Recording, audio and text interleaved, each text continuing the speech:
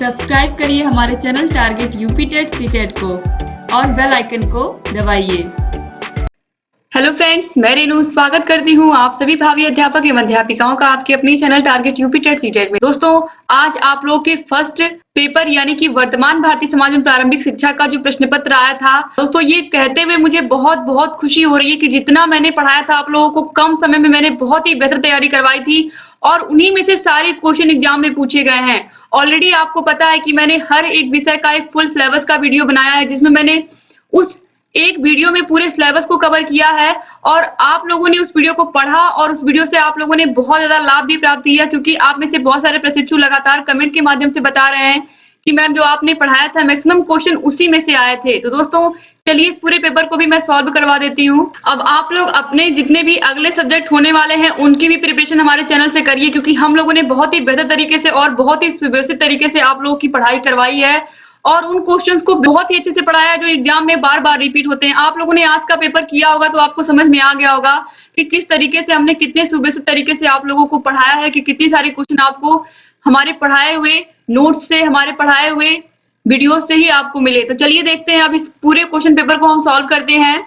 Question number 1 है, हमें उस शिक्षा की आवश्यकता है जिसके द्वारा चरित्र का निर्माण होता है, मस्तिष्क की शक्ति बढ़ती है, बुद्धि का विकास होता है और मनुष्य अपने पैरों पर खड़ा हो सकता है।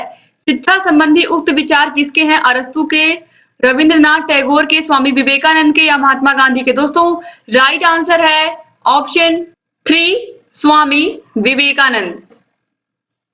क्वेश्चन नंबर 2 है, जनसंख्या शिक्षा का मूल सहयोगी संगठन कौन है? यूनेस्को, WHO, UNIDO या फिर यूनिसेफ? दोस्तों राइट आंसर है ऑप्शन 1 यूनेस्को। दोस्तों यूनेस्को का पूरा नाम है United Nations Educational Scientific and Cultural Organization. तो ये जनसंख्या शिक्षा का मूल सहयोगी संगठन है, याद रखिएगा आप लोग। दोस्तों यहाँ पर राइट आंसर ऑप्शन 1 है, जिन भी प्रशिक्षुओं ने लगाया है उनका बिल्कुल सही है। अब इसके बाद क्वेश्चन नंबर 3 है, दिवा स्वप्न के लेखक है। ये क्वेश्चन मैंने बहुत बार आपको बताया है कि दिवा स्वप्न के लेखक कौन है? महात्मा गांधी, गिजुभाई बधेकर, राधा कृष्णन या फिर रविंद्रनाथ टैगोर? राइट आंसर है ऑप्शन 2 गिजुभाई बधेकर। क्वेश्चन नंबर 4 है, पाली शिक्षा पाली भाषा में शिक्षा का माध्यम थी।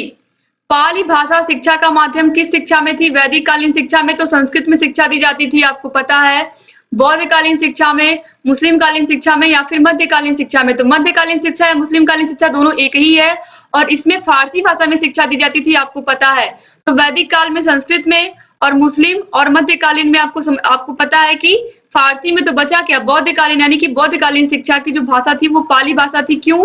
क्योंकि बौद्ध धर्म में महात्मा बुद्ध जी ने जो अपने संदेश दिए हैं वो मैक्सिमम पाली भाषा में ही दिए हैं। क्वेश्चन नंबर 5 है, मुदालियर आयोग संबंधित है प्राथमिक शिक्षा से, माध्यमिक शिक्षा से, विश्वविद्यालय शिक्षा से या फिर उपयुक्त सभी से? दोस्तों मैंने बार आपको बताया है कि जो राधा कृष्णन आयोग है वो विश्वविद्यालय शिक्षा से संबंधित है और जो मुदालियर आयोग है जो कि 1952 में बना था ये माध्यमिक शिक्षा से संबंधित है। तो ऑप्शन 2 बिल्कुल सही हो गया। क्वेश्चन नंबर 6 है, सच्ची शिक्षा वही है जो व्यक्ति के अंदर से प्रस्फुटित होती है, यह अंतर्निहित शक्तियों की अभिव्यक्ति है। यह कथन किसका है? फ्रॉबेल का, रूसो का, मॉन्टेसरी का या फिर प्लेटो का? दोस्तों राइट आंसर है ऑप्शन 2 रूसो का। क्वेश्चन नंबर 7 है, आधुनिक शिक्षा का जन्मदाता माना जाता है मैकाले को, विलियम हंटर को, चार्ल्स ग्रांट को या फिर चार्ल्स वुड को? राइट आंसर है ऑप्शन 3 चार्ल्स ग्रांट को। ये क्वेश्चन भी मैंने आपको पढ़ाया है। क्वेश्चन नंबर 8 है, किंडरगार्टन से अभिप्राय है। किंडरगार्टन मैं बार आपको बता चुकी हूँ कि किंडरगार्टन को हिंदी में क्या कहते हैं? बाल उद्यान कहते हैं। फ्रॉबेल किंडरगार्टन के जन्मदाता हैं और आप देख सकते हैं कि किंडरगार्टन से क्वेश्चन आया है एग्जाम में। तो ऑप्शन 3 क्या है? बाल उद्यान बिल्कुल सही है। इसके बाद क्वेश्चन नंबर 9 है, गिजुभाई शिक्षा को मानते थे पाठचर्या केंद्रित, शिक्षक केंद्रित, बाल केंद्रित या फिर समाज केंद्रित? आपको अच्छे से पता है कि गिजुभाई शिक्षा को बाल केंद्रित मानते थे। उन्होंने खुद बालकों को बाल देवो भव की संज्ञा दी है। क्वेश्चन नंबर 10 है, महिला समाख्या योजना कब से लागू हुई? 1992, 1995, 1988 या 1989? इस क्वेश्चन को भी मैंने पढ़ाया है आप लोगों को। महिला समाख्या योजना ये 1989 में लागू हुई। दोस्तों मैंने क्लासेस को आप लोगों को पता है कि हैंड रिटन नोट्स के माध्यम से आप लोगों को पढ़ाया है। आप लोग के राजन सीरीज पूरा सॉल्व करवाया, पवन सीरीज पूरा कंप्लीटली सॉल्व करवाया, 5 ईयर के previous year question paper solve करवाए। इतनी मेहनत मैंने की आप लोग के पीछे और आप लोगों ने भी बहुत मेहनत की, तो उसी का नतीजा है कि आप सभी के पेपर अच्छे गए। अब क्वेश्चन नंबर 11 है, मूल्य वह है जो मानव इच्छाओं की तुष्टि कर सके। यह कथन किसका है? पार्सन्स का, काने का, महात्मा गांधी का या फिर अर्बन का? तो राइट आंसर है ऑप्शन 4 अर्बन का। क्वेश्चन नंबर 12 है, स्वच्छ ऊर्जा संसाधन है। मैंने आप लोगों को बताया था कि ऊर्जा के परंपरागत साधन और ऊर्जा के अपरंपरागत या फिर नवीकरणीय साधन और अनवीकरणीय साधन। तो नवीकरणीय साधन में कौन कौन आते हैं आपको पता है? सौर ऊर्जा, जल ऊर्जा, पवन ऊर्जा। और अनवीकरणीय में कौन कौन आते हैं? पेट्रोलियम, कोयला, प्राकृतिक गैस। तो ये तीनों तो अनवीकरणीय में हो गए। तो नवीकरणीय मतलब ऐसे ऊर्जा के साधन जिनसे कोई पॉल्यूशन नहीं होता। सौर ऊर्जा से कोई पॉल्यूशन होता है? किसी प्रकार का कोई प्रदूषण नहीं होता है। पवन ऊर्जा से भी कोई प्रदूषण नहीं होता है, जल ऊर्जा से भी कोई प्रदूषण नहीं होता है। तो इसीलिए ये स्वच्छ ऊर्जा के संसाधन है। तो ऑप्शन 1 सही होगा। उम्मीद करती हूँ कि आप में से बहुत सारे प्रशिक्षुओं ने ऑप्शन 1 ही लगाया होगा। क्वेश्चन नंबर 13 है, भारतीय संविधान के किस अनुच्छेद के अंतर्गत 6 से लेकर के 14 वर्ष के बच्चों को निःशुल्क एवं अनिवार्य शिक्षा का अधिकार प्राप्त है? ये क्वेश्चन तो जहां जहां आया है वहां वहां मैंने आपको बताया है कि अनुच्छेद 21 का या 21A। आपको अच्छे से इसका आंसर पता है कि अनुच्छेद 21A के अंतर्गत ही 6 से लेकर के 14 वर्ष तक के बालकों को निःशुल्क एवं अनिवार्य शिक्षा का अधिकार प्राप्त है। क्वेश्चन नंबर 14 है, आदर्शवाद के अनुसार शिक्षा का उद्देश्य है आत्म अनुभूति, आत्म अभिव्यक्ति, बालक का सामाजिक विकास, बालक का प्राकृतिक विकास। तो राइट आंसर है ऑप्शन 1 आत्म अनुभूति। क्वेश्चन नंबर 15 है, प्रकृतिवाद किस प्रकार के अनुशासन की बात करता है? प्रभावात्मक, मुक्त्यात्मक, दमनात्मक या फिर सामाजिक? ये भी मैंने आपको बताया है कि जो प्रकृतिवाद है ये मुक्त्यात्मक अनुशासन की बात करता है, यानी कि ऑप्शन 2 जो है ये बिल्कुल सही होगा। अब इसके बाद अति लघु उत्तरीय क्वेश्चंस को हम सॉल्व करेंगे। अति लघु उत्तरीय क्वेश्चंस में क्वेश्चन नंबर 16 है, बौद्धकालीन शिक्षा के 2 प्रमुख केंद्रों के नाम बताइए। दोस्तों जिन भी प्रशिक्षुओं ने अच्छे से पढ़ा है उनको पता है कि तक्षशिला, नालंदा और विक्रमशिला ये प्रमुख केंद्र थे बौद्ध शिक्षा के। इसके बाद क्वेश्चन नंबर 17 है, मूल्य परक शिक्षा के उद्देश्य बताइए। तो मूल्य परक शिक्षा के उद्देश्यों में सबसे पहले यहाँ पर आप देखिए, व्यक्ति के आचरण में सुधार लाने के लिए ये इसका उद्देश्य है। इसके अलावा व्यक्ति के सुखद भविष्य हेतु, और तीसरा है, केवल 2 ही पूछा था दोस्तों लेकिन तीसरा भी आप देख लीजिए, अनैतिकता की परख करने की सामर्थ्य का विकास। उम्मीद करती हूँ आप इसे मैक्सिमम लोगों ने आंसर सही लिखा होगा, क्योंकि मूल्य परक शिक्षा का मतलब आप जो भी लिखेंगे वो आंसर सही होगा। अगर इस तरीके से आपने लिखा होगा व्यक्ति के चरित्र में सुधार लाने के लिए या व्यक्ति का आचरण अच्छा बनाने के लिए, समाज में एक सम्मानजनक स्थान पाने के लिए, ये सभी चीजें इस शिक्षा के उद्देश्य के अंतर्गत ही आएंगी। इसके बाद क्वेश्चन नंबर 18 है, भारतीय शिक्षा का महाधिकार पत्र किसे कहते हैं? ये मैंने बार बार आपको बताया है कि भारतीय शिक्षा का महाधिकार पत्र या भारतीय शिक्षा का मैग्ना कार्टा किसे कहते हैं। सेम वही क्वेश्चन देखिए एग्जाम में पूछा है। तो वुड के घोषणा पत्र को, बस आपको सिर्फ आंसर में इतना ही लिखना था कि वुड के घोषणा पत्र को ही क्या कहते हैं? पत्र।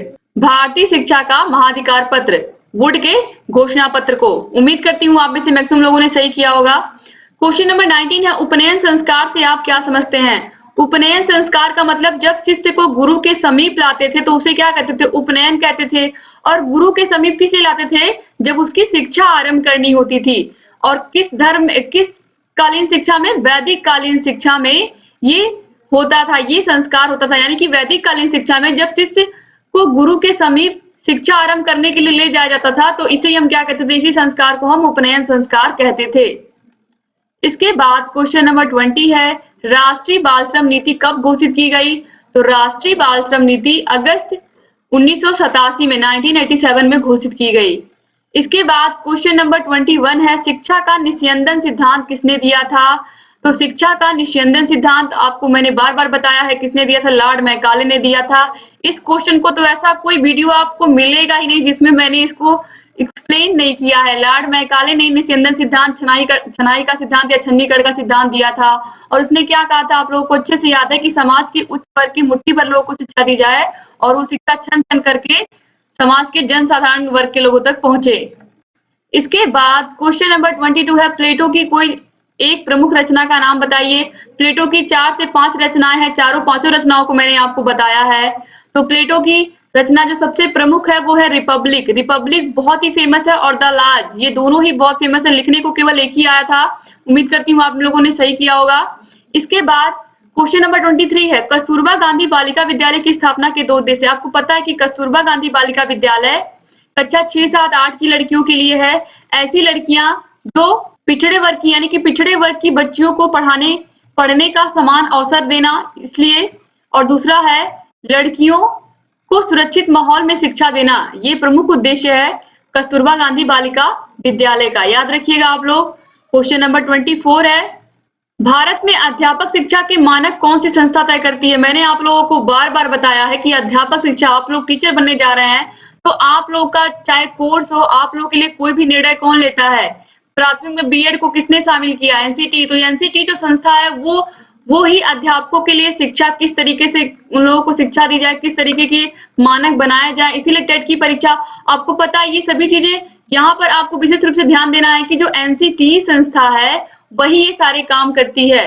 तो आप देखिए यहाँ पर मैंने बताया है, ऑलरेडी मैंने आपको बताया भी है कि जो राष्ट्रीय अध्यापक शिक्षा परिषद है ये शिक्षकों के लिए, आपको पता है कि सारी चीजें यही बनाते हैं, यहाँ तक कि कोर्स क्या चलना चाहिए, ये सभी चीजें। तो national council for teacher education, राष्ट्रीय अध्यापक शिक्षा परिषद, यही इसका फुल फॉर्म है।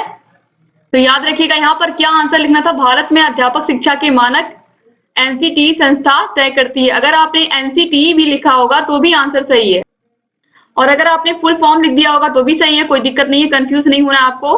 क्वेश्चन नंबर 25 है, शिक्षा की एक परिभाषा लिखिए। तो शिक्षा की आपको बहुत सारी परिभाषाएं याद होंगी।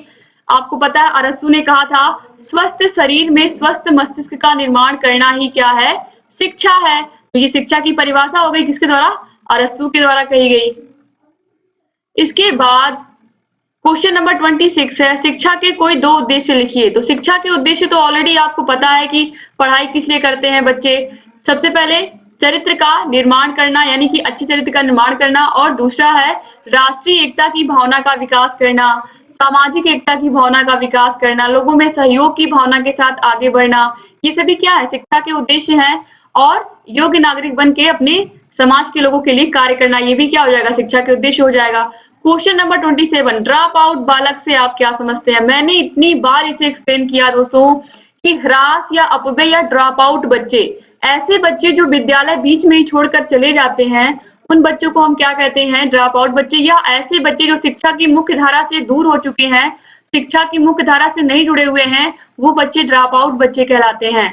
तो यहाँ पर देखिए ऐसे बच्चे जो प्राथमिक की शिक्षा पूरी किए बिना ही बीच में ही विद्यालय छोड़ देते हैं, वे ड्रॉप आउट बच्चे कहलाते हैं। और ये आपको पता है कि कितनी बार मैंने आप लोगों को बताया है।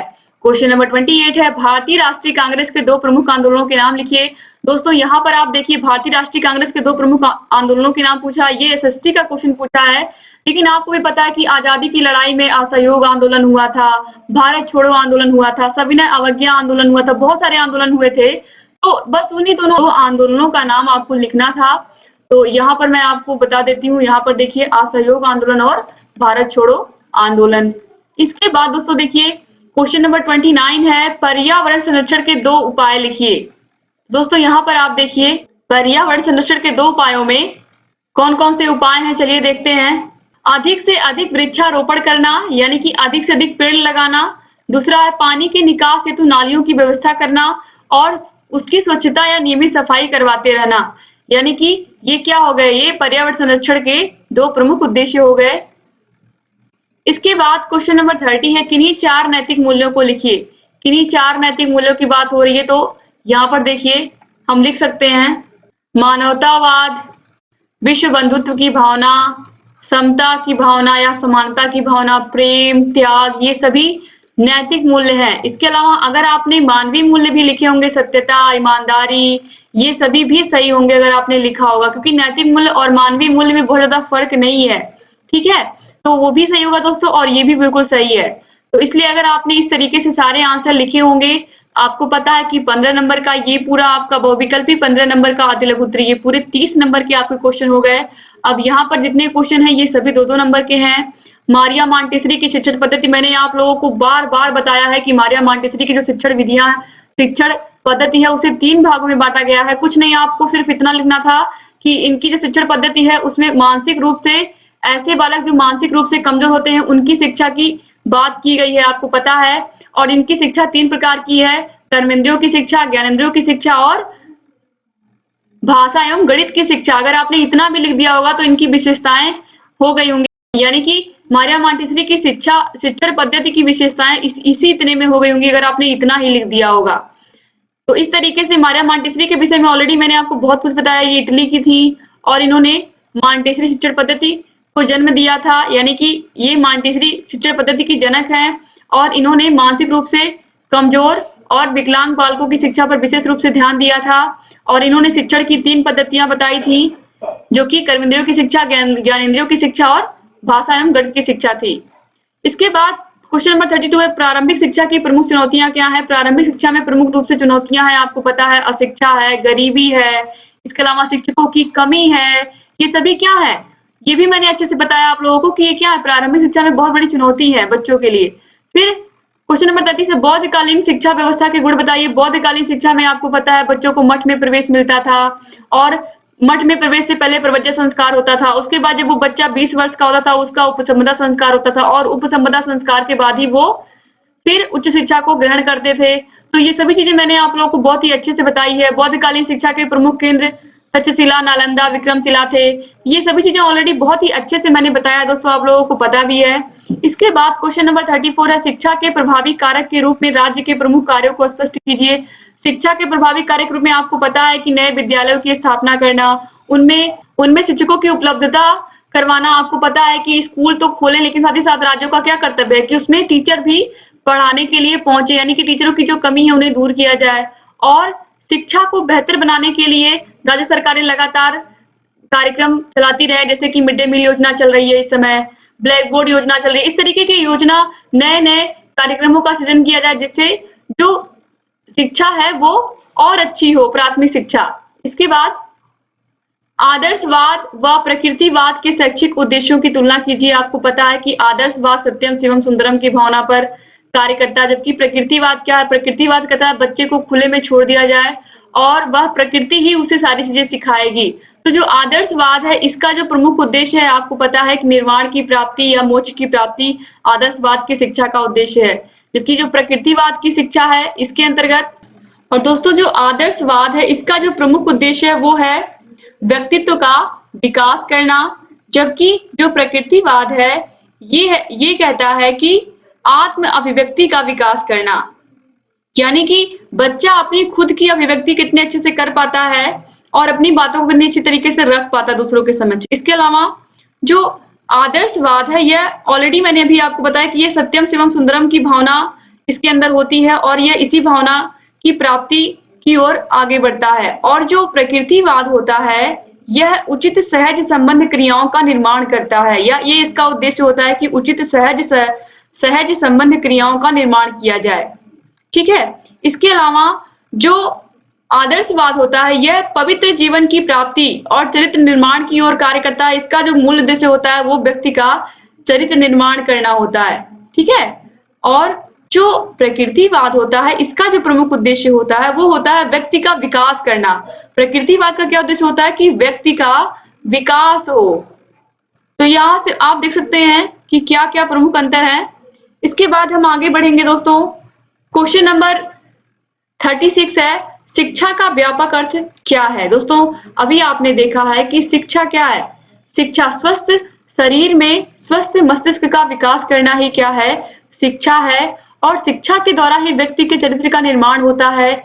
एक अच्छा व्यक्ति सम्मानजनक जीवन तभी जीता है अपने समाज में जब वह शिक्षित होता है, जब उसने शिक्षा ग्रहण की होती है। तो आप समझ सकते हैं शिक्षित व्यक्ति का क्या महत्व है। आप लोग खुद शिक्षक बनने जा रहे हैं, आप लोग उसी की ट्रेनिंग ले रहे हैं, तो आपको समझ में ये सब चीजें ऑलरेडी पता है कि शिक्षा का कितना महत्व है आज के समय में। तो इस तरीके से आपने आसानी से इसका आंसर लिखा होगा, मुझे पता है। क्वेश्चन नंबर 37 है, हंटर कमीशन की प्रमुख विशेषताओं को बताइए। दोस्तों हंटर कमीशन ने सबसे अधिक ध्यान प्राथमिक शिक्षा पर दिया था, इसीलिए यहाँ पर देखिए ऑलरेडी मैंने आपको सन भी बताया 1882-1883 में कमीशन बनाया गया था। और इसी कमीशन ने सबसे पहले ये बताया था, सबसे पहले ये कहा कि भारतीयों की शिक्षा का उत्तरदायित्व भारतीयों को ही दिया जाए, क्योंकि वो अच्छे से अपने परिवेश को बेहतर तरीके से समझ सकते हैं। तो हंटर कमीशन ने आपको बताया, मैंने विज्ञान वर्ग और कला वर्ग को वर्ग ए और वर्ग बी में बांटा था। सबसे पहले इन्होंने ही कला और विज्ञान वर्ग के बच्चों को अलग-अलग करने की योजना बनाई थी और इन्होंने बहुत सारी चीजें बताई थी जो प्राथमिक शिक्षा के लिए बहुत ज्यादा जरूरी है। और इन्होंने भी प्राथमिक की शिक्षा को भारतीय भाषाओं में देने की वकालत की थी। तो इस तरीके से हंटर कमीशन ने बहुत सारी चीजें ऐसी की थी जो भारतीयों के लिए, या इसीलिए हम इसे भारतीय शिक्षा आयोग के नाम से भी जानते हैं हंटर कमीशन को, क्योंकि यह ऐसी शिक्षा व्यवस्था थी जिसने सच में भारतीयों के लिए कुछ काम किया था। इसके बाद क्वेश्चन नंबर 38 है, शांति निकेतन की स्थापना के क्या उद्देश्य थे? दोस्तों, शांति निकेतन की स्थापना का जो उद्देश्य था कि बच्चों को प्रकृति के बीच में रख करके प्राकृतिक वातावरण में उनको शिक्षा दी जाए और उन्हें ऐसी शिक्षा दी जाए कि वो समाज में जाकर के लोगों के बीच सहयोग की भावना रखें और अपना विकास अच्छे से कर सके। और दोस्तों, रविन्द्रनाथ टैगोर जी प्रकृतिवाद पर बहुत विश्वास करते थे, इसीलिए इन्होंने प्राकृतिक वातावरण में शिक्षा देने की बात कही थी। अब इसके बाद क्वेश्चन नंबर 39 है, मृदा अपरदन को रोकने के लिए किए जाने वाले प्रमुख उपायों को बताइए। आपको अच्छे से पता है मृदा अपरदन यानी कि मिट्टी के अपरदन, मिट्टी के कटाव को हम कैसे रोक सकते हैं। सबसे बड़ा उपाय तो यही है कि अधिक से अधिक पेड़ लगाए जाएं, क्योंकि पेड़ों की जड़ें क्या करती है, मिट्टी को बांधे रखती हैं। तो अधिक से अधिक पेड़ लगाए जाएं, पेड़ों की कटाई कम की जाए, जिससे जब पेड़ रहेंगे वहां, जब पेड़ों की संख्या अधिक होगी तो वो मिट्टी को बहने नहीं देंगे। तो इस तरीके से आपने आसानी से इसका भी आंसर लिख लिया होगा। बुनियादी शिक्षा, बेसिक शिक्षा के जनक कौन है? आपको पता है महात्मा गांधी है। महात्मा गांधी ने 1937 में वर्धा सम्मेलन में सबसे पहले बुनियादी शिक्षा की बात की थी। और आपको पता है कि गांधी जी ने 7 से लेकर के 14 वर्ष तक के बालकों की निःशुल्क और अनिवार्य शिक्षा की बात की थी यहाँ पर। तो इस तरीके से मैंने इन सभी चीजों को आपको बहुत ही आसानी से बताया और कंप्लीट किया था इसको। इस तरीके से मैंने सभी विषयों का फुल सिलेबस का वीडियो बनाया है। तो अगर अभी तक आपने नहीं देखा है तो प्लीज देख लीजिए। आपके जितने भी आने वाले एग्जाम है वो सब बहुत ही अच्छे जाएंगे, क्योंकि बहुत ही मेहनत लगी है आप लोगों के उन वीडियोस को बनाने में। और आप देख सकते हैं उसका रिजल्ट क्या है। आप रिजल्ट देखिए कि कितने सारे क्वेश्चन आप लोगों के सब उसी के पढ़ाए हुए आए हैं। तो उम्मीद करती हूँ दोस्तों कि आप लोगों ने मैक्सिमम क्वेश्चन सही किए होंगे। और दोस्तों, जितने भी पेपर आपके होंगे सभी का हम एक पूरा प्लेलिस्ट बना देंगे। जितने भी प्रश्न पत्र हैं सभी का एक प्लेलिस्ट बना देंगे। आप सभी के आंसर को आराम से मिला सकते हैं, आपको ढूंढने की जरूरत नहीं पड़ेगी। पूरे एक प्लेलिस्ट में ही आपको धीरे धीरे सभी विषय जैसे जैसे होते जा रहे हैं सभी के पेपर, सभी का हम पूरा प्लेलिस्ट बना देंगे। तो ठीक है। तो दोस्तों, इस तरीके से आप लोगों के सभी विषयों का इस तरीके से हम कोशिश कर रहे हैं कि आप लोग का हम पेपर भी सॉल्व करवा दें और आप लोग के जो आगे आने वाले एग्जाम है उनकी भी तैयारी हम बेहतर करवाएं। तो ऐसे ही हमारे चैनल से बने रहिए। और अगर अभी तक आपने हमारे चैनल को सब्सक्राइब नहीं किया तो प्लीज सब्सक्राइब कर दीजिए और बेल आइकन बना होगा बगल में, उसको भी प्रेस कर दीजिएगा, ताकि हम जो भी नई वीडियोस बनाते हैं उन सभी का नोटिफिकेशन आप लोग के पास समय से पहुंच जाए। अगर आपको इस वीडियो का पूरा सोल्यूशन चाहिए तो सोल्यूशन के लिए आपको हमारे टेलीग्राम चैनल को ज्वाइन करना पड़ेगा। टेलीग्राम पर आपको फ्री पीडीएफ हम दे रहे हैं लगातार 2-3 महीने से लगातार। दोस्तों, लगातार जब से हमने चैनल अपना स्टार्ट किया तब से हम हर एक विषय का वीडियो बिल्कुल फ्री ऑफ कॉस्ट आप लोग को दे रहे हैं और लगातार फ्री ऑफ कॉस्ट ही सभी विषयों का पीडीएफ हम देते रहेंगे। बस आप ऐसे ही हमारे चैनल से बने रहिए और सभी वीडियोस को देखते रहिए। उम्मीद करती हूँ आप ऐसे ही बने रहेंगे और सभी वीडियोस को देखते रहेंगे और आपको जहाँ कहीं भी कोई भी समस्या है आप हमसे पूछते रहेंगे। आगे आने वाले जो पेपर हैं उन सभी का लिंक आपको डिस्क्रिप्शन बॉक्स और कमेंट बॉक्स में मैं दे देती हूँ। हर एक विषय को आप अच्छे से पढ़ सकते हैं, समझ सकते हैं और अपनी तैयारी को बेहतर बना सकते हैं। तो आपको सभी विषयों की लिंक डिस्क्रिप्शन बॉक्स और कमेंट बॉक्स में हम दे देते हैं। यहाँ पर आपको आई बटन मिल जाएगा। आई बटन पर आप जैसे ही क्लिक करोगे, अब तक हमने जितनी भी वीडियोस बनाई हैं आपको सभी विषयों की लिंक मिल जाएगी। आप सभी विषयों को देखिए और अपनी तैयारी को बेहतर बनाइए। तो एक बार फिर से आप सभी का बहुत बहुत धन्यवाद दोस्तों।